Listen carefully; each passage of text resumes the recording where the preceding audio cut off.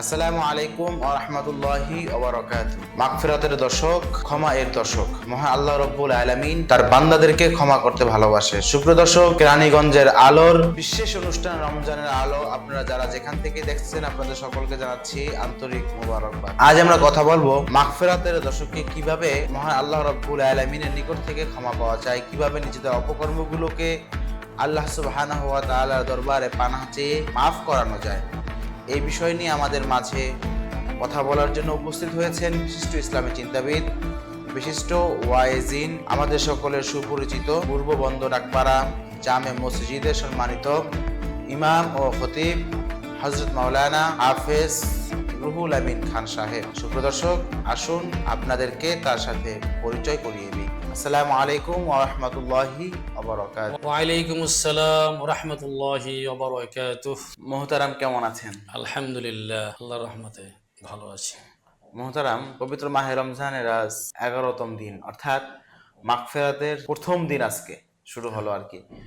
এই মাগফিরাতে আমরা কিভাবে আল্লাহ রাব্বুল আলামিনের কাছে মুক্তি চাইব, যদি দর্শকদের উদ্দেশ্যে বলতেন। ইন্নাল হামদুলিল্লাহ ওয়াসসালাতু ওয়াসসালামু আলা মান লা নাবিয়্যা বা'দাহু ওয়া আলা আলিহি ওয়া আসহাবিহি আজমাইন। আম্মা বাদ। আল্লাহ পাকের অসংখ্য অগণিত লাখ কোটি শুকরিয়া জ্ঞাপন করছি। আল্লাহ সুবহানাহু ওয়া তাআলা আমাদেরকে পবিত্র মাহে রমজানের মতো একটি মাস আমাদেরকে উপহার করেছেন, দান করেছেন। এই জন্য আল্লাহ পাকের দরবারে শুকরিয়া জানাই আলহামদুলিল্লাহ। আলহামদুলিল্লাহ। এই মাসটিকে তিনটি ভাগে ভাগ করা হয়েছে। আল্লাহ রসুল জনাবে রসুল্লাহ সাল্লাল্লাহু আলাইহি ওয়াসাল্লাম ইরশাদ করেন, আউয়ালুহু রাহমাতুন ওয়া আওসাতুহু মাগফিরাতুন ওয়া আখিরুহু ইতকুম মিনান নার, ও কামা ক্বালা আলাইহিস সালাতু ওয়াসসালাম। তিনটি ভাগে ভাগ করা হয়েছে এই মাসটিকে।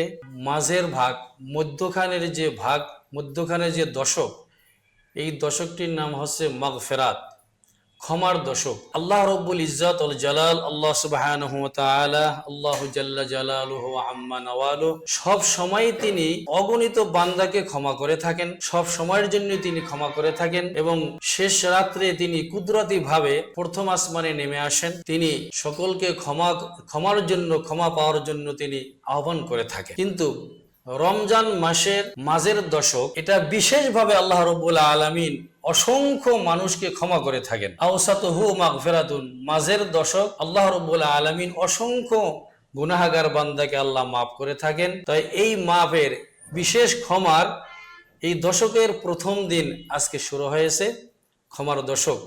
আল্লাহ রাব্বুল আলামিন অসংখ্য বান্দাকে মাফ করে থাকেন। তা মাপ চাওয়ার জন্য আমাদের কোন কোন সময় কি কি পদ্ধতিতে সবচাইতে উত্তম ভাবে আল্লাহ রাব্বুল আলামিন বিশেষভাবে ক্ষমা করে থাকেন?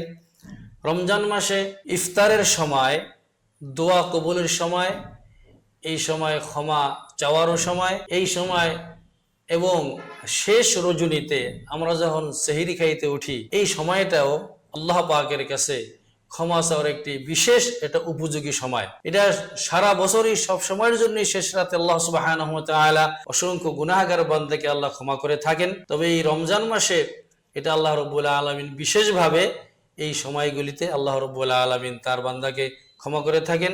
এই জন্য আমাদের উচিত, আমরা জীবনে কত গুনাহ করেছি ইচ্ছায় অনিচ্ছায়, তো এই রমজান মাসে আল্লাহ বিশেষ সুযোগ দিয়ে থাকেন বান্দাদেরকে, তারা যেন জীবনের সমস্ত গুনাহগুলির প্রতি অনুশোচনা করে, অনুতপ্ত হয়ে যেন তারা ক্ষমা চেয়ে নেয়।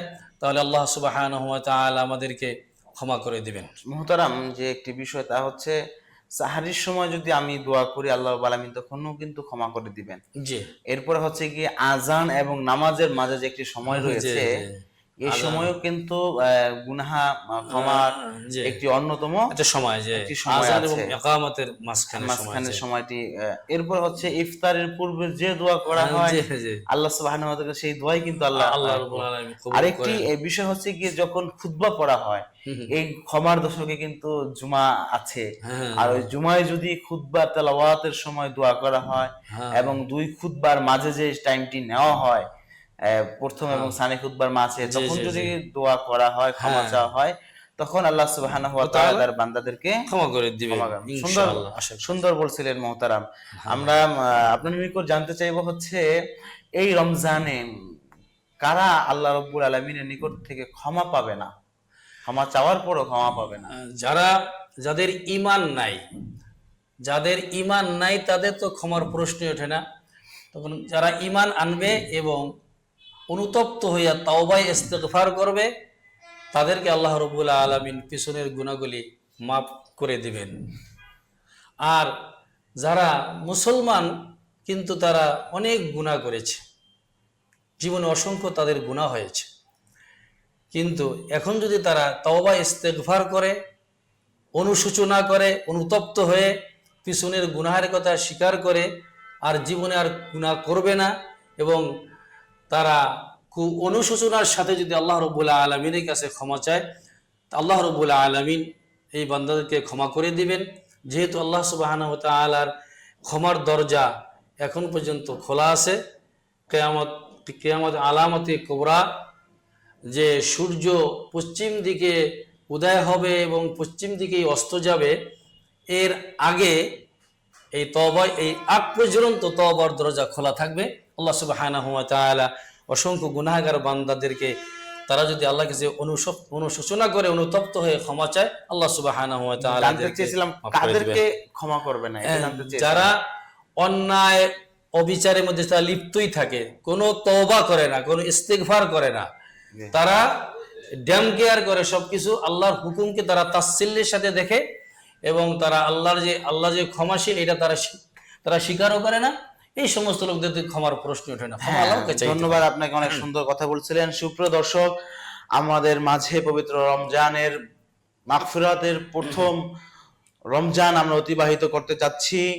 আমাদের মাঝের মাগফিরাতের দশক চলছে। আমরা আল্লাহর দরবারে অবশ্যই অবশ্যই ক্ষমা চাইবো যেন আল্লাহ আমাদেরকে ক্ষমা করে দিবেন। হ্যাঁ, অবশ্যই আপনাকে যদি আল্লাহর দরবারে ক্ষমা চাইতে হয়, আল্লাহর যে হক আছে সেই সম্পর্কে আপনারা যারা অবগত আছেন, আল্লাহর গুলো আল্লাহ মাফ করে দিবেন।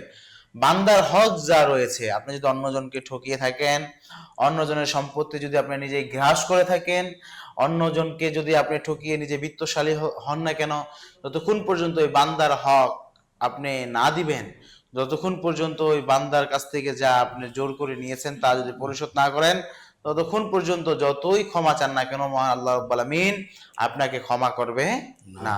এই জন্য অবশ্যই আপনাকে আমাকে সকলকেই বান্দার হক আগে দিয়ে দিতে হবে।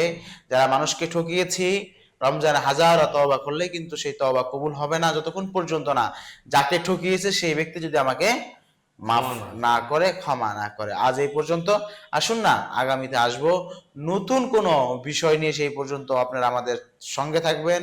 সকলে ভালো থাকুন, সুস্থ থাকুন। ইফতারের সামনে নিয়ে দোয়া করলে সেই দোয়া আল্লাহ রাব্বুল আলামিন কবুল আর মঞ্জুর করে নেয়। মহান আল্লাহর দরবারে আমরা দুইটি হাত তুলে প্রার্থনা করি যেন আল্লাহ আমাদের এই মাগফিরাতের দশকে আমাদেরকে ক্ষমা করে দেয়। মহতারাম, দোয়া করুন। اللهم صل على سيدنا ونبينا وشفيعنا وحبيبنا ومولانا محمد صلى الله تعالى عليه وعلى آله وأصحابه أجمعين. اللهم آمين. الحمد لله رب العالمين والعاقبة للمتقين والصلاة والسلام على سيد المرسلين وعلى آله وأصحابه أجمعين. أي الله পাক পরওয়ারদিগার আলম, আমরা এখানে হাজির হয়েছি পবিত্র মাহে রমজানের মাগফিরাতের দশকের শুরুতে আমরা এখানে হাজির হয়েছি। আল্লাহ, এখানে দোয়া দুরুদ পাঠ করা হলো, কালাম শরীফ দুরুদ ও সালাম পাঠ করা হলো। আল্লাহ আমাদের জীবনের সমস্ত গুনাহ খাতাগুলি আল্লাহ আপনি মাফ করে দিন। আল্লাহ আমাদের রোজাগুলি আল্লাহ আপনি কবুল করে নিন। আল্লাহ, যেইভাবে রোজা রাখলে আপনি রাজি এবং খুশি থাকেন সেইভাবে রোজা রাখার তৌফিক দান করে দিন। আল্লাহ ইমানের সঙ্গে আল্লাহ আমাদেরকে মওতখানা দান করেন। কাল হাশরের ময়দানে নবী পাক সাল্লাল্লাহু আলাইহি ওয়াসাল্লামের সাল্লাল্লাহু তাআলা আলা খায়রি খালকিহি মুহাম্মাদ ওয়া আলা আলিহি ওয়া আসহাবিহি আজমাইন ওয়ারহামনা মাআহুম বিরহমাতিকা ইয়া আরহামার রাহিমিন।